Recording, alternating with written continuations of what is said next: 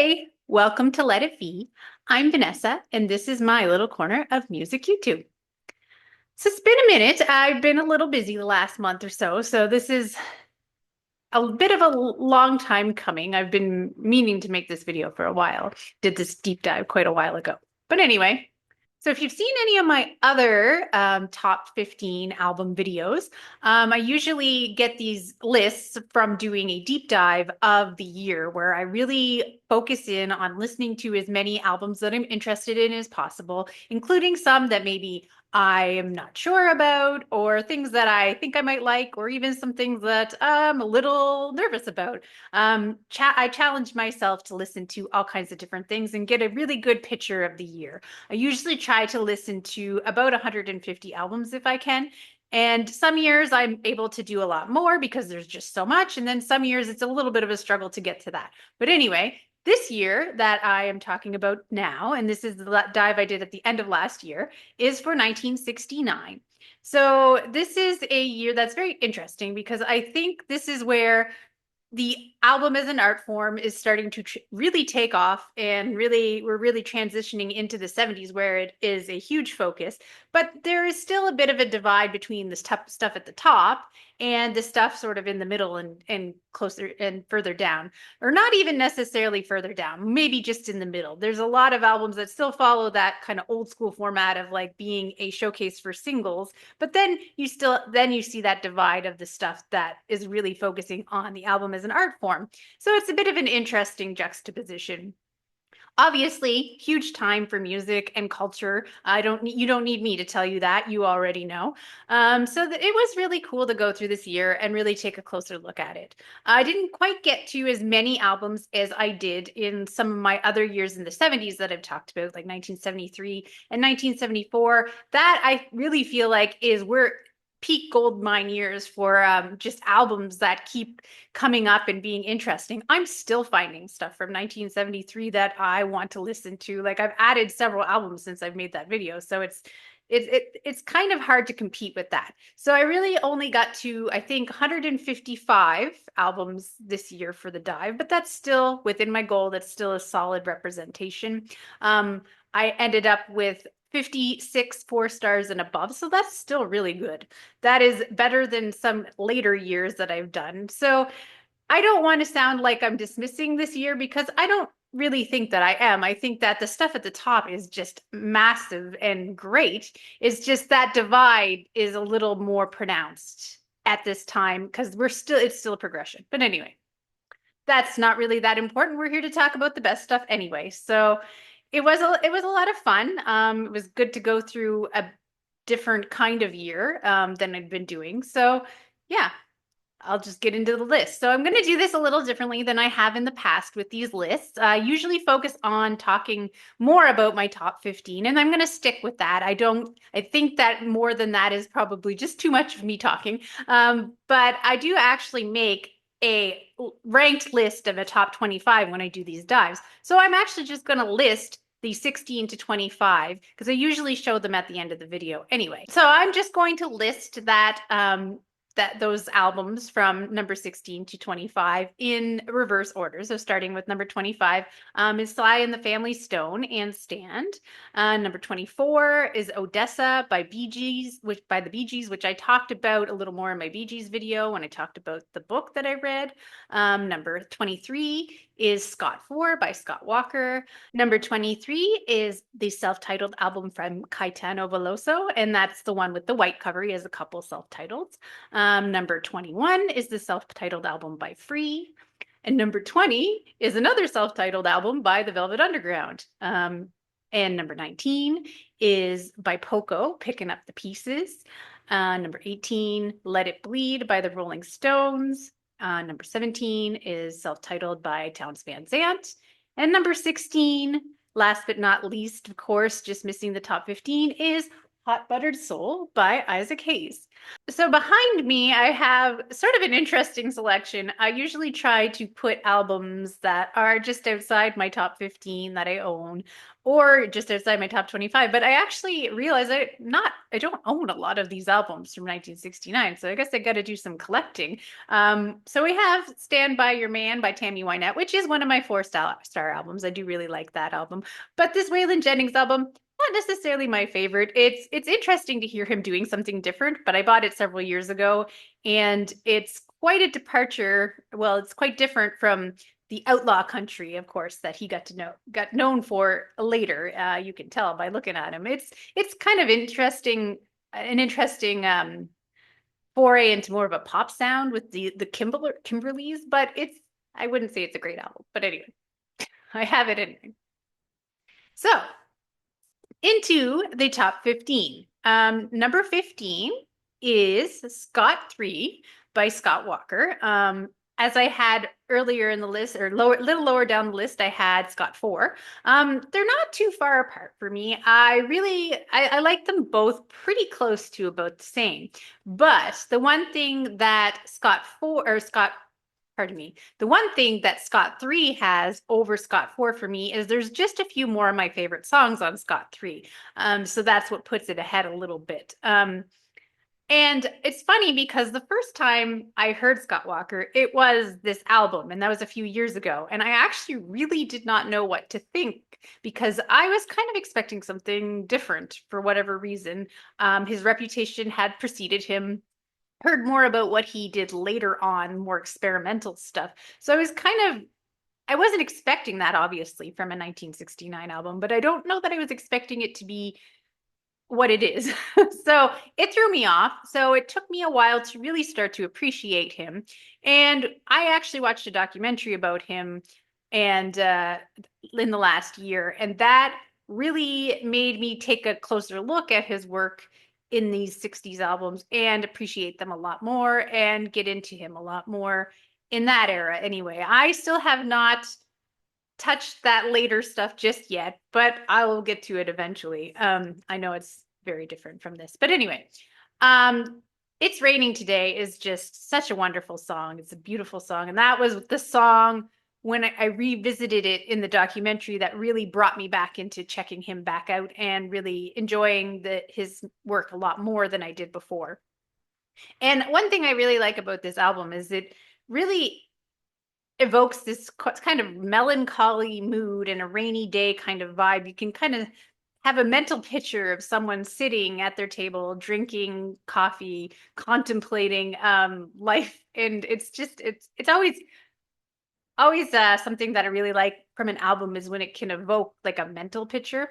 There are some more upbeat songs on it, of course, that go against that. But overall, the mood of the album, I think, evokes that vibe. So that's number 15. Number 14 is from a band that I've known my whole life, but I've basically taken for granted, especially as a Canadian. That's by the Guess Who and the album Canned Wheat. I have to say that over the years, I never really listened to many of their albums. I knew a lot of their singles. We hear a lot of songs by them and always have. And I've liked those songs. They had nothing against them. But, sometimes when you hear a band all the time, you don't necessarily think to look closer. And in the last couple of years, I've become aware of the fact that they have a lot of really cool deep cuts that aren't hits that I really appreciate and really draw me into listening to more of their albums. And they have the style of song that has a kind of a moody, alluring vibe to it. And I noticed they do that a lot on deep cuts. Minstrel Boy on this album evokes that for me, and that's one of my favorites on the album, as well as Talisman on their American Woman album is the same kind of thing. And I think Undone also kind of has that to it. And that's always been one of my favorite singles by them. So it makes sense that I would respond to their other songs that fit that mood and that vibe.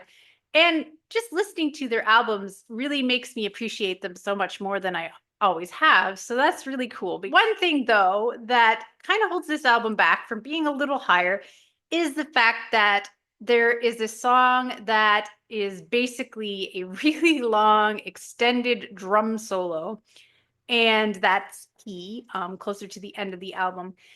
And that was a bit of a curse of this year overall. There's a lot of studio drum solos. Obviously, it was a trend. I think people were excited to explore the possibilities of doing things like that. I think just as the art of the album expanded, it became something that was something the bands wanted to explore, and explore they did. There is a lot of them. I came across it a lot. In a lot of cases, it ended up holding me back on a lot of albums that I probably would have liked better if they didn't have these like 11 to sometimes even 18-minute songs of just drum solos. Like, I don't know. It's just, it takes you out of the experience, unfortunately, if it's not used properly. And in this case, yeah, it does hold me back a little bit. Still really like the album. Everything else about it is great, but I would have it higher if it didn't have that one element to it. So that is unfortunate. But again, not the only time that happened this year. Not even close. So number 13 is by Procol Harum, and that is a salty dog. So I've been familiar with Procol Harum for my whole life. My dad really likes their first 7 albums a lot, especially. And I'd explored them a bit over the years because he likes them, and I liked them too. But over time, I've come to appreciate them more and more the more I listen to them. And this album is no exception. It just keeps getting better for me with every listen. It's very cinematic. It's got this nautical theme that's really cool, but it doesn't just focus on that in a gimmicky way. That element is there, but it's not overdone. Like, there's so much more to this. And there's so much to focus on. And every time I listen to it, I can find new things to appreciate. Of course, Robin Trower's guitar playing is amazing and really stands out, especially when you focus in on it. But there's so many other elements too. And the songwriting is great. And that is another aspect that I really appreciate about the album. And actually, I just listened to it again today, and I loved it even more than I did before. So it's just one of those albums that just gets better and better all the time. So there's 3 different people in the band that sing throughout the album. Of course, Gary Brooker is the main singer with the band, and he's amazing. But also Matthew Fisher sings 3 songs, and Robin Trower himself also sings a song. And they all work so well for the album, and it's all very seamless. Like, sometimes when there's multiple singers, it can be jarring, or depending on their styles, or it can complement the album as a whole. And I think this is one of the cases where it does. So yeah, I just absolutely love this album, love it more and more all the time. And I need to eventually own it, but I have not been able to find it yet. So one of these days. And number 12, another one I need to get one of these days, and that is the Kinks and Arthur, or the Decline and Fall of the British Empire. So I did a dive of the Kinks a couple years ago, and really, really increased my appreciation of them. I'd always been a bit curious about them, but going through all their albums really made me appreciate their best stuff, which is basically centered on, I'd say, like 1966 to about 1972 or 3. They have some cool stuff after that as well. Arthur's right in the middle of that. Really, really sort of a unique album. I think that it has its own vibe to it. Ray Davies is such a unique kind of songwriter and an artistic voice, and that really comes through on this album. It starts very strong right from the beginning, with Victoria starting the album, and then Yes Sir, No Sir, and Some Mother's Son. But it doesn't really let up from there. It's packed with these great memorable songs, and it takes you on a journey and tells you a story, and it evokes a lot of imagery. But at the same time, it's just, the songs are so catchy too. So not only does it have the vibe, but it has the songs too. So that's just always makes for a great album. That's number 12. Number 11 is Neil Young and Crazy Horse with Everybody Knows This Is Nowhere. Super cool album, only 7 songs, but it makes the most of those 7 songs. A lot of his classics are on here, or what would become his classics, Cinnamon Girl, Down by the River, Cowgirl in the Sand, of course. But I think all the other songs as well, they are on pretty well the same level. Like those are some big highlights that everybody talks about, but I also really like on the Running Dry, Requiem for the Rockets and the Losing End when you're on. Those are two favorites as well. So I think that this album makes the most of its time. These are longer songs, but they don't wear out their welcome. Lots of great guitar playing, of course, great songwriting. And this is where Neil Young really takes off. And it's a great album and one that sort of leads into what ends up being my favorite period of his career, and many others. But of course, he goes on to continue, and he's still going to this day. So this is just the beginning, but what a great beginning. I mean, of course, yes, he also has the debut this year, and I like that too. I know some people are a little more down on that one, but I do also really like that. It doesn't make this list, but it is cool as well for what it is. But this is where it really, really happens for Neil Young, and it's awesome. So anyway, into the top 10, with starting with Nick Drake and Five Leaves Left. I did a video on Nick Drake already, much like the Bee Gees as well. I talked about a book I read about him, and I talked a bit about his discography. I love him a lot. He is really one of my favorite artists of all time, I would say. This is actually my least favorite album by him, but that is really only relative to everything else that he's done. It is still great, full of wonderful songs, and lots of great string arrangements on this album. A lot of them arranged by his college friend, Robert Kirby, and they would work together as well on his next album too. But this is a really great debut from a really young, singular artist, and he really brings his own artistic voice here. Of course, it gets better as time goes on. I mean, in my opinion, some people like this one the best. I mean, there's no really wrong answers with Nick Drake, I don't think. Whatever one is your favorite, it really comes down to personal preference. They're all great in their own way. And they're all a little bit different, which is really cool for such a short discography. So yes, this is my number 10. It's great. Love it. Check it out if you haven't heard it. And yeah, on to number 9 and something totally different from that. And that is King Crimson and In the Court of the Crimson King. So this is a super cool album, of course, from King Crimson, coming right out the gate with something totally different with 21st Century Schizoid Man. But I think this whole album overall is really cool. Of course, there's always the elephant in the room with Moonchild. I can't really get behind that song. Don't love it. And unfortunately, it's a fifth of the album. So yeah, that over time I had it higher, but I've had to come to terms with the fact that kind of holds it back a little bit, but everything else is awesome. My favorite song on this one is Epitaph. I just think it's absolutely beautiful. But everything on this album that's not Moonchild is great and classic. And they're really introducing a new sound here and something that is just very singular and very cool. I love this album overall, despite its shortcomings, which seems to be a problem for King Crimson. I have the same problem with Red and a lot of their other albums. There's always something that holds it back from being top marks, being top 5 stars. But what is great on it is mind-blowing. So I guess it's a bit of a balance. But at the end of the day, still great, still in the top 10, and a really cool sound that they just progress on and they do all kinds of different things with. So yeah, that's In the Court of the Crimson King.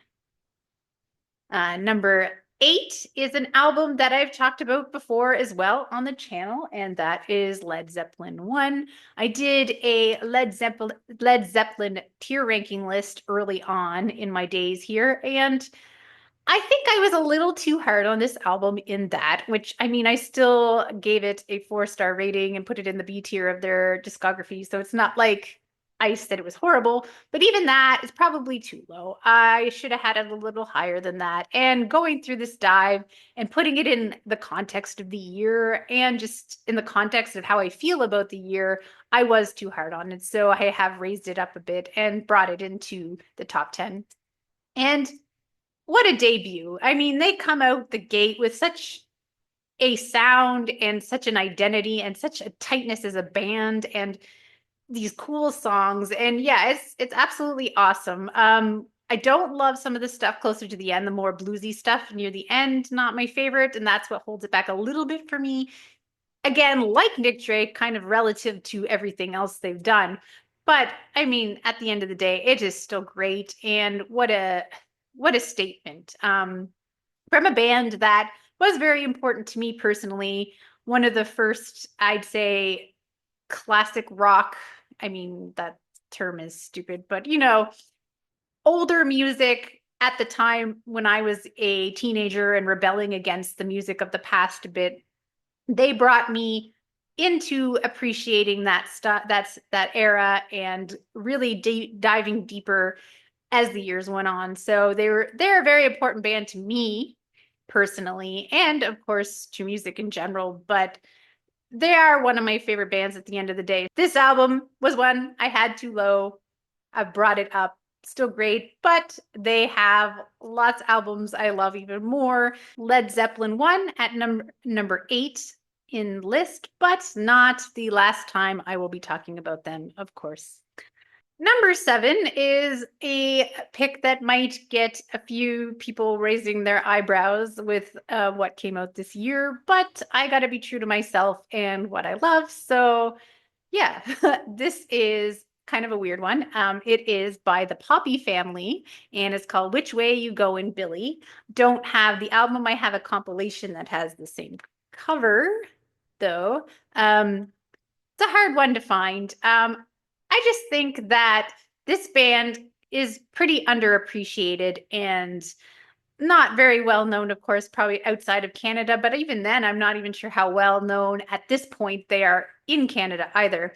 People know Terry Jacks, of course, more for Seasons in the Sun, which is a huge shame because, first of all, he didn't write that song. And the best thing about the Poppy Family is the fact that the songs that he writes are the focus, but Susan is the singer. He's not really meant to be a lead singer, I don't think. I think that part of the magic of this group is Susan and her interpretation of his songs. I think he's a really good songwriter, and of course, without his songs, this band would not be as great as they are as well. But together, they made magic, and I think apart, they never really lived up to that. But this is where they really come out the gate with just kind of an interesting album. It's not just the pop you would expect by Which Way You Goin', Billy, which is the song that a lot of people know, and pretty well probably the only song a lot of people know because that was the one that was a crossover hit. But they explore all kinds of different styles and they get a little weird at points in this album, which I think is an unexpected thing if you only know the basics about them. And yeah, I think that Susan brings this style to her singing that's kind of similar to Karen Carpenter in some ways. She has that same sort of melancholy in her voice at all times, but and they get compared to the Carpenters a lot, but I don't think musically they're really doing the same thing here. And yeah, so it's definitely a bit of a wild card pick and a bit of a weird one, and one that's really close to my heart. One of those bands that I try to introduce people to because they are a little underappreciated, I think. I mean, they came and they went pretty quickly. They only had 2 albums, and their second album is not as good as this one, admittedly. It's got some good songs, but they go more pop on that one. So it doesn't have that kind of weird, cool factor that some of the songs on here have. There's some darkness in some of these songs, and there's some themes explored in some of these songs that you wouldn't necessarily expect from a pop band, some social commentary and stuff like that. That's interesting. And yeah, and they were sampled in a rap album at the turn of the 2000s, Deltron 3030, which is a cool little piece of trivia. They found them and they repurposed them in a new way. So yeah, just an underappreciated album, but a cool one as well. Anyway, that's my soapbox rant about the Poppy Family. And number 6, perhaps a little more conventional, with Bob Dylan and Nashville Skyline. Although I do think for him, this is a bit of an underappreciated album, perhaps because it's not one of his big statement albums. It's a little more relaxed. It's him just doing something a little different, singing in kind of a different voice, which is a bit divisive for people, but I like it. I think it suits the vibe of the album. And it's nothing challenging, but that is what's cool about it. It's just nice, great. It's really good songwriting and just really a relaxing album. It's one where the cover really gives you a really good taste of how the album sounds. Like it sounds like he's just got his guitar and he's playing you some songs on a nice sunny day. And that is one thing that I really like about it. And it opens with the Girl from North Country with him and Johnny Cash, which that's another, people have their views on that version of the song, but I love it. I love how ramshackle it is, and I love the two of them together singing this song. And it's just, it's got this messy energy to it that I think really works. And I mean, of course, it helps that it's a great song anyway, but I really like that them playing off each other on this song.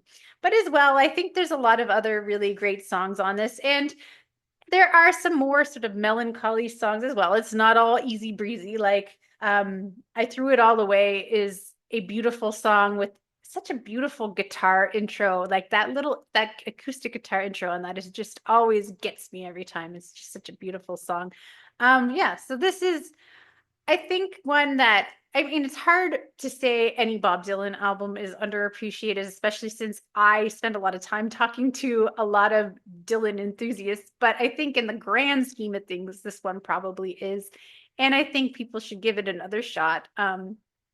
It's not a big political statement or anything like that, but it's still a great album to put on and just enjoy. So. And number 5 is my favorite new discovery of this dive, and by far, and that is by Humble Pie. Now, I have sort of a reissue of it. This isn't the actual cover. I'll show that as well. But that is Town and Country by Humble Pie. They had 2 albums this year. Also, As Safe as Yesterday Is, which just misses my top 25, but it's also really good. Now, I just could not stop listening to this album. I just love the songs on it, and something about it really just captured me. I love Steve Marriott's singing, as well as Peter Frampton and his guitar playing and his singing as well. Just the way that they both play off of each other. This is just top notch, I think. I think, and it's one that I never hear people really talk about. So it was really a big surprise for me when I went into the dive. I listened to both albums thinking, yeah, I probably like these, but I wasn't prepared for them to have such an impact on me. And they really did. I listened to this so much, and it's just full of songs that I have absolutely grown to love. Cold Lady being my favorite, as well as Every Mother's Son. Those are the 2 big highlights for me, but I think everything works together to just make this really underappreciated great album that I'm so happy that I found. And I've continued to explore the band and found some other great stuff by them as well, especially in this era. This would be my favorite, the Peter Frampton era, for sure, from what I've heard. But yeah, I think that he gets a lot of flack, of course, because people have a certain view of him from what he did later. And I can understand that. I mean, I did too, to some extent. But going back and learning about his earlier stuff has given me such a huge appreciation for this era of his career and his first leg of his solo stuff as well. And it's been really cool to change my mind about that, to look at someone who I had preconceived ideas about and see them in a new light. So this is just an album, I think, that if you haven't heard, or if you haven't heard it in a long time, it's worth checking out. I think it's kind of a hidden gem in the year, and one that I am super happy that I found. So now, the rest of my list is going to be stuff that I've known for much longer, of course, starting with number 4 and Led Zeppelin II. So the other Zeppelin entry on this list. It is often one of those things about whether you prefer one or two. I mean, a lot of people prefer the first one. It seems to be a big debate among Zeppelin fans. I think this one just has a few more of the songs that I just like just a little bit more than the first one. There isn't any real point where I feel like it lets up too much. Even Moby Dick being a drum solo song, as I referred to earlier this year, being kind of a big thing and sometimes a big detractor for a lot of albums. I think compared to some, this one shows a little bit restraint somehow because it's only a couple minutes of drum solo. It's not 10 or more minutes. It's only probably 2 or 3 minutes really when you take apart that when you look at just that part of the song. It has a intro and an outro as well that bring everybody else in, other than Robert Plant, of course. But yeah, so I think it works because it is not overwhelming compared to the rest of the album. Is it necessarily my favorite part of the album? No, of course not. It's not. But it doesn't take away from things the same way some of those other drum solo songs this year and in this kind of era does. Anyway, enough about that. There's it's just filled with lots of great songs. It obviously right out the gate with Whole Lot of Love, classic that everybody knows for a reason, but I think there's lots of other great stuff on here. Thank You is probably my favorite, well, generally what I consider my favorite Zeppelin song of this year. It's a beautiful ballad, something that they always did very well, I think. I mean, obviously, they're known more for their rocking songs, and for good reason. But their ballads are always very well placed. They're always great as well. So yeah, that ends up being a favorite. But of course, it goes into Heartbreaker, which is a fantastic song. And I think just overall for me, it's just a little bit of a tighter package that I just like it a little more. I mean, sometimes it's hard to explain what ends up being the one that you prefer. And it's only really by a small margin at the end of the day. But 2 ends up being just a little bit higher for me than 1. Number 3 is by the band and their self-titled album. I've known the band basically my whole life. My dad is a fan, especially of the earlier albums. For a long time, I maybe underappreciated this album though, even though I consider them a band that I love.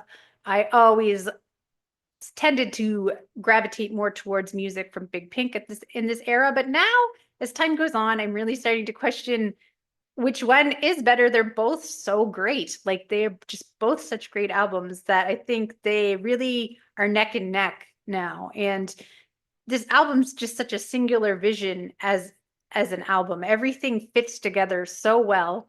And that doesn't mean it's samey, not at all. I think all the songs stand out as their own entities and are great. But I think it just all gels together so well in a way that I don't know that I always totally appreciated until the last little while. And I just can't stop going back to it, even though I've known it forever. I just gained a whole new appreciation for it. And I just like how it all fits in with the theme, but there's just so many great songs. Of course, Whispering Pines is my favorite, but Up on Cripple Creek, of course, is a well-known highlight. But The Unfaithful Servant, Jawbone, Across the Great Divide, like there's just so many great songs on this album. And the more I think about it, the more it's just like every song is top notch. So it's really raised in my estimation, of course, from probably the last time I made this list a couple years ago. I used to do album of the year videos on another channel with my friends Tom and Chris. And I think this was quite a bit lower than it is now, but that was incorrect. This is where it belongs. And it might only get higher over the years. So that's number 3. Number 2 is the Flying Burrito Brothers and the Gilded Palace of Sin. If you've watched my 1973 and 1974 videos, you know that I am a pretty big fan of Graham Parsons, but I think this is really the peak of everything that he did. This is the perfect encapsulation of the music that he was trying to make, I think, and just where everything really came together. I think that Chris Hillman must just brought out the best in him, I guess, and everybody else involved here. It just was the perfect combination of circumstances to make just this fantastic album of cosmic American country, country rock, whatever you want to call it. Just think that this is one of the perfect early examples of that coming together and making just this unstoppable set of songs. This was one of the early discoveries for me when I was getting into country or country rock or whatever you want to call it back when I was younger, probably, closer to 20 years ago now. And it has continued to resonate for me and has long been a favorite of the year and of the genre. Obviously, Chris Hillman and Graham Parsons worked together on Sweetheart of the Rodeo as part of the Byrds only the year before, but I think this even just expands on this album so much more because here they have some of their much more of their own material, and it's a bunch of great songs that have become classics themselves, but they also put their own spin on some different kinds of music. They do some soul covers instead of doing straight country covers and putting that country spin on them, which brings a really unique flavor as well. It's an album of great songs. I think their harmonies are fantastic. Of course, you have Sneaky Pete on pedal steel guitar that elevates everything as well. I really just can't say enough good things about this album, so that puts it at number 2 for the year, of course. And that just leaves us with number 1, which is, I guess, unsurprisingly, I'm sure, Abbey Road by the Beatles, which often gets held up as their best album by people these days. I've noticed it's sort of replaced Sgt. Pepper as the default number 1, but I don't agree with that personally. I have others that I like more, but it's all relative. Beatles have a lot of 5-star top-notch albums, and this is still one of them, just not necessarily my personal number 1, but number 1 for this year. I think they go out with a bang here, of course. What a way to end off your recording career. Of course, obviously, Let It Be got released later, but this was the last one recorded, as we all know. And yeah, I mean, what they're doing here is just so exciting in some ways. I mean, they managed to do a whole medley in the album and make it all work so well. Like all these songs would be so great on their own. And to some extent, I would love to see so many of them expanded and as full songs, but at the same time, they work so well as a piece of this medley that I'm not left unsatisfied. So that is such a balance that I don't think a lot of people could pull off in the way that they do, to have these songs that you want more from, but you're also okay with what you get. Like it's an interesting sort of push and pull, I think. Of course, side 1 of the album is no slouch either. We got classic songs that live on, like Something and Come Together, and some of their best known songs. My personal favorite is actually Oh Darling. That I just love that one. That's one that I tend to go back to more. I always find that I gravitate towards the ones that you just don't hear as often and that are still great, of course. I mean, obviously, I'm not just picking underdogs for the sake of picking underdogs. I just tend to gravitate towards the greatness that maybe is less appreciated.